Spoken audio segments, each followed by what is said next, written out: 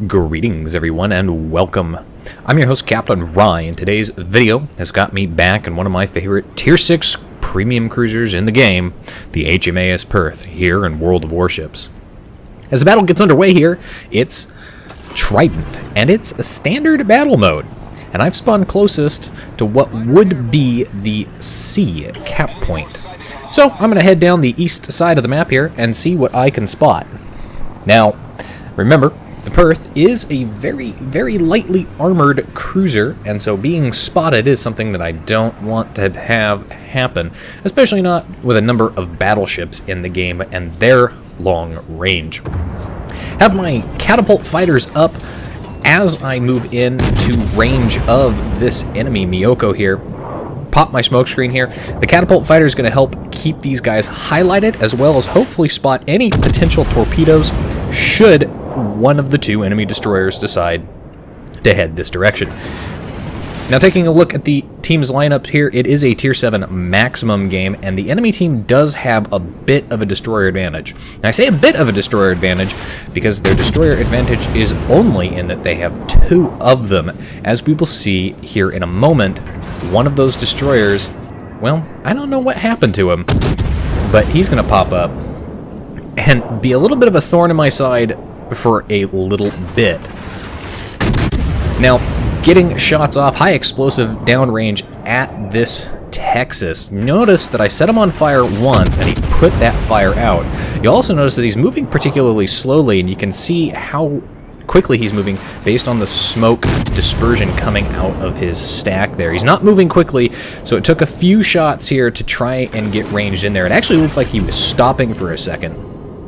Now, I've got the inertia fuse high explosive, so these shots are doing more damage as they penetrate, but they're less likely as a result to set a fire. However, with such a high rate of fire on these guns with that high explosive, the chance for fire isn't really that impacted by the inertia fuse high explosive, for the simplest reason that I'm going to get shots out, and eventually I'm going to set another fire, and so that fire is hopefully going to burn for a little bit as he's not able to put it out. Now, he is continuing to sail broadside on, and if only I had nice big fat guns, I'd be able to punish that guy heavily. Unfortunately, I've only got my little puny 6-inch pea shooters here, but they will do their job. Now, I've sped up there because my smoke screen was coming to an end, and I didn't want to get caught out in the open just in case something was detecting me here. And something is continuing to detect me. Of course, I am well within range, and therefore the gun bloom, as you can see with the detection, all the way out there as I take shots at that Gneisenau. And I'm turning hard and away. Basically, I want to open up the range, make it more difficult for this enemy battleship to hit me, and I also want to turn away simply so that I'm not giving broadside. Now, the 20 seconds has elapsed and the detection has dropped back down to the 8.7 kilometers here, but you'll notice I'm still being detected. Now, that tells me that there is an enemy destroyer nearby, and if you look at the minimap, you can see that there was a destroyer last spotted down there between those two islands. This is a bit of a problem for me because so long as he is there and continuing to spot me, I have to be concerned about torpedoes. But it also means that I am a sitting duck, an open target for any of these battleships and their ranges, especially that Scharnhorst. Any of their guns can cause me some significant issues. There's the enemy destroyer has popped up. Notice that he is not moving. He's just sitting there. He's, in fact, completely AFK. I'm not sure why he got all the way up there and then disconnected or went AFK, but because he's there, we're going to be able to put the shots out there. Managed to set up fire on him. Between me and the friendly Cleveland there, we're able to make quick work of him, and the game right now is still pretty much equal. Now, the enemy team did lose that destroyer, but they have one of their destroyers still left in the game, and we have managed to lose our only destroyer. So we do have to be careful and pay attention to that enemy destroyer, especially because the enemy destroyer is a Minakaze. And even post-nerf Minakaze is still a dangerous ship. Now, as I push up here, once again, dropped back down to detectability. Well, the Scharnhorst is well inside my gun range. Not really inside my torpedo range, but the Furutaka, who was trailing him, if the Furutaka continues to sail in a straight line, would be inside my torpedo range. I'm keeping my distance here. I'm not pushing up too too aggressively because I'm waiting for my smoke screen to come back available before I open fire. Remember, again, if you have the Perth, your concealment is your lifeblood. You do not want to be caught out in the open shooting at an enemy ship, or it's going to hurt. Switch over to the armor piercing for that broadside on Furutaka. Unfortunately for me, nobody is in a position to spot him. I was the guy who was actually spotting him, so I switch my attention to that Scharnhorst, keep the armor piercing loaded because I figured that Furutaka would pop up, and there he is. Now I hit that Scharnhorst, only got some over penetration, surprisingly enough, with that armor piercing. We'll look at this Furutaka broadside on. That's a paddle, and even to these 6-inch guns, as I manage a double citadel and quite a bit of damage. Now you'll notice that he is turning away there, so I switch back over to the high explosive. In the meantime, our Gneisenau pushing up here has got to deal with a Furutaka and a Scharnhorst, but that Scharnhorst is not particularly smart. If you see there, he's taken quite the beating from that Gneisenau, and look at that glorious narrow spread right on him, finishing him off. And now our Gneisenau can focus solely on this Furutaka. As you can see there, that guy is trying to get torpedoes away at him, maneuvering hard. The problem that this Gneisenau has to remember, Furutaka's got torpedoes on both sides.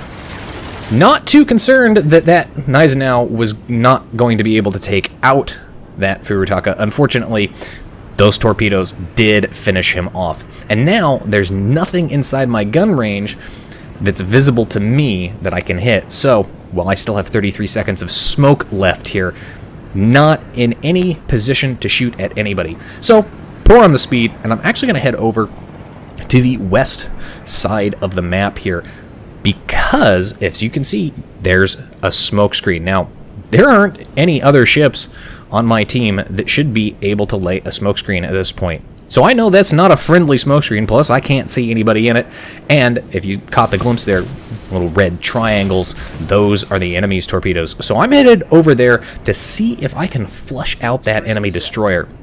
And as you can see there, he did pop up on the minimap, last spotted location. In the meantime, as I push up here, I've switched over to the armor piercing because I've got a Budyoni broadside on. I do have to be careful here. I am also broadside on to him. He's got a high rate of fire too, but he's disappearing back behind that island, and he's not really in a position to shoot at me as he's taking shots at other people. So I'm gonna get away with that as I sail up and around here, but am being detected. And you'll notice that everybody else is definitely behind an island there, so was being detected probably by that Minakaze, who was out from behind an island, but he's back behind an island there. Line of sight is blocked, and there is the Minakaze. He's popped up. Looking at the situation, I'm fairly confident that our battleships over here, including the glorious October Revolution, should be able to at the very least hold that side, provided they don't let that Minakaze get too close and they don't sail in straight lines. Looking at the situation, there's only one enemy ship on the east side of the map. Why our Texas at this point is not pushing home against that Pepsi Cola, I absolutely do not know. Gonna get torpedoes off at the Budyoni, who's coming around that island pretty hard. I'm reserving 2 of those torpedoes, though, because there's that Cleveland back over there as well. And the Cleveland is actually reversing at this particular point. So I'm thinking I might come around and I might surprise him. Smokescreen's going to be back up soon enough. I expect the smokescreen to be back up about the time I get around that island. But of course, now I've got the problem that this Budyoni is well inside my detection range, and he's pushing her out from that island.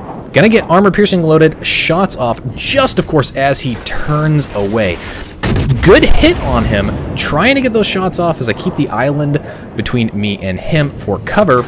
More hits, not a lot of damage, no citadels, unfortunately. And because he's turned hard and away, all my torpedoes, well, the 2 that I fired anyway, are gone. In the meantime, I am being detected by a catapult fighter, more than likely launched from the Cleveland there. So anti-aircraft is going to blaze away. Hopefully I can shoot him down. I do have my smokescreen available now, so I'm going to pop it there because there are some big nasties out there, including a Gneisenau and that Miyoko. Going to try and get shots off at this Budyoni, and hopefully I can set him on fire, and hopefully I can burn him down. Remember, I've got the inertia fuse high explosive, so these shots should penetrate. He is on fire, not my fire, but he puts it out. That could be a very, very bad thing for him. because it's a Russian cruiser, if I'm able to set him on fire, he won't be able to repair that fire in a reasonable amount of time to save him. In the meantime, gonna keep trying to get shots off here, trying to keep myself broadside on, but you notice he's running away, so the aim is getting harder and harder at these ranges. Max range of my guns is 12.8 kilometers, which really means about 12.7. He disappears behind the island. That's unfortunate for me because I'm not able to finish him off. No fire set. He's very, very low health. I would love to have gotten that kill. But look at this. Enemy Cleveland pushing around the island there. He's turning hard and away, so my torpedoes once again are going to miss. But you can see there a nice 3,000 damage hit. And then that Cleveland just gets taken out by the premium Italian battleship. In the meantime, the other premium battleship, that October Revolution there, well, he's fighting hard against the Gneisenau. It's tier 5 versus a tier 7. Plus, Gneisenau's got torpedoes. And remember, there's a Miyoko there too. He's got torpedoes, and somewhere back over there is also a Minakaze. Lots of torpedoes for him. He gets taken out. A little bit disappointing. And of course, now I've got to deal with a Gneisenau and a Miyoko. And the Miyoko I can probably deal with. I've got the health for it. It's the Gneisenau that concerns me, as he's got a lot of health, and he can recover that health. In the meantime, pay attention to the minimap there. Look at our French battleship, the Lion. What is he doing? Where is he going? Why is he up there? He's not being particularly useful at this particular moment in time, and is actually really, really annoying. Didn't fully realize until the end of the battle that he's basically taking himself out of the game at this point. Get torpedoes off in the direction that that Miyoko and that Gneisenau are coming. With any luck, I will be able to hit one of those two ships as they sail this direction. And if not, if they spot those torpedoes, it'll hopefully at least give them a shock of their life. Right now, though, the enemy team doesn't need to do anything. They are ahead on ships and ahead on points. They don't need to push up and cap. This means my team has to do something. Specifically, what we need to do is we need to focus these two very low health cruisers. And once again, the Texas, who's slowly sailing this direction, not pushing the east side, why that Pensacola, very low health there, takes a big hit, and now the Pensacola is trying to run away. Now, I'm debating on who to shoot at. Now, the Pepsi Cola, he's at my max gun range, and he's running away, so I don't expect my shots to be able to hit him. However, this Budioni, very low health there. Can I secure the kill on this Budioni? Shots out there, come on, don't quite make it in time to secure the kill on him. But there's the Pepsi Cola, very low health. Also, shots out, can I secure the kill on him as well? There's the Texas's armor-piercing shots coming in there. Pepsi drops off detection, finish him off. So there's my first and so far only kill in this game. But with those two ships dead, we've now equaled the points. Look at that. Exactly tied on points. Now I'm being detected. I'm pretty sure I know what it was, and here come the shots from that French battleship, and boy, that sure did hurt. I was broadside on. I don't think he actually citadeled me. I didn't get the heavy damage tone there. I think those were just regular penetrations, and boy, they sure did hurt. There's the Minakaze has popped up. So Minakaze popped up with friendly Texas there. We can assume there's torpedoes. I have my hydroacoustic active there, and this is where the Minakaze makes a bad decision. Look at this. He's popped his smoke screen. He's got an island in front of him. And while I fired my guns here, he's actually spotting me in the smoke screen because we're close enough. I can't yet see him, but I still have 45 seconds left on my Hydra, so all I have to do is push up and start causing him problems, and that's exactly what I'm going to do. The secondary battery's opening up, those little Perth secondaries. They actually do manage to connect. It's actually kind of funny when I do connect there, but my main batteries, fast rate of fire, and because I've got torpedoes at this Minakaze, if he's going to maneuver hard, he might get hit there, which is basically forcing him to effectively stay right where he's at in order to avoid getting hit, and that's going to allow me to finish him off. Pop my smoke screen there because I've got that Gneisenau closing in, and as soon as I can finish off this Minakaze, I will drop off detectability, and that's exactly what happened. And now I can hopefully fire at this Gneisenau with impunity. At this point, though, we are now down to just 3 ships. 2 battleships, including that Lion who went all the way up and around behind that island, again, taking himself out of the game. Friendly Texas, though? A lot of health here. And between the 3 of us, as I mentioned in chat, we should be able to do this. Right now, we are in a position where the enemy has to do something. They need to push. They need to kill enemy ships. I'm probably the most likely target for the simplest reason: I'm the lowest health. So, looking at this Gneisenau closing in, he's inside torpedo range. Torpedoes are currently reloading. I've got about 40 more seconds on my smoke screen, and you can see here this Gneisenau turning hard. Decide I'm going to split my torpedoes. Split them 2 for the Gneisenau, which won't kill him outright, but hopefully will cause flooding. I think he was on fire there. And 2 for the French battleship back there. And hopefully I'm able to cause problems. Set that Gneisenau on fire again, so he's going to start burning down. And it doesn't look like he can repair that right now. Unfortunately, my 2 torpedoes at the Gneisenau, well, that guy basically straightened out, sped up. No joy there. And he's now behind an island and no longer detected. Secondary batteries once again hitting targets. Managed to set the French battleship on fire. Can my torpedoes connect with him? Take a look at that. Notice though, those were fired right on the lead indicator, and this guy didn't actually change directions, but he dodges them anyway. So I think that might be a little bit of a bug. Of course, this is before the French battleships formally launched, and now this Gneisenau coming around this island. Oh boy. I'm at point-blank range with this guy. 3 torpedoes out at him from this side. I'm going to try and get turned around hard and get 1 torpedo away at Frenchie here. And I short that torpedo. That's going to be important here because this guy is basically still sailing in a straight line. Also have the problem that, well, he is a battleship, and I broadside onto him. Actually managed to finish off the Gneisenau with flooding from my torpedoes, which is great for me. Unfortunately, the torpedo that I shorted there is going to miss completely. So that indicates to me, again, looking back on it, that I might have to give a little bit more lead to these torpedoes when dealing with these Frenchies. Although, I can say that this guy is going to, surprisingly enough, maneuver pretty well.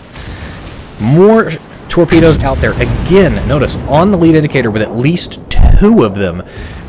And the French bastard here is going to maneuver. Well, he's not actually going to maneuver, but look at that.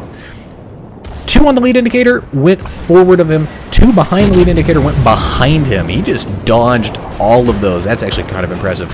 Still, though, have the problem that he's a battleship and I am in a Perth. Hopefully I can help take him out. I've set him on fire a few times. Here come the shots. Not going to be good enough. He finishes me off. Really, really disappointed by that. Look at that, though. He doesn't even have a badge or a patch there, and he's just a random player at this point. I don't even know how he got that ship. Hopefully, though, our Texas and our French battleship Lion here can actually do something. And look at this guy. He took himself out of the fight. He's full strength. Finish him off, Lion. Get that job done. Shots in. Finally finishing him off. At least our Frenchie did something. 128,000 damage in that game. 3 kills there. The best kill, though, of course, coming against that Gneisenau with a nice set of 3 torpedoes total. Only 2 citadels, though. Did get a Confederate out of it, and a devastating strike, which I think might have come from the Gneisenau kill itself.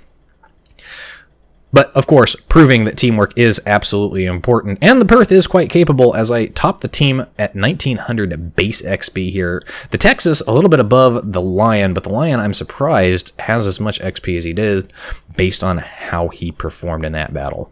Still, though, overall, a very, very good battle, and it was a victory. Anyway, that's it for today's video, folks. If you like the video, hit that like button, hit the subscribe button, and leave a comment down below. If you'd like to get semi-regular channel news and updates, you can do so by liking and following me on Facebook. If you'd like to help support me and my channel, you can do so by becoming my supporter on Patreon.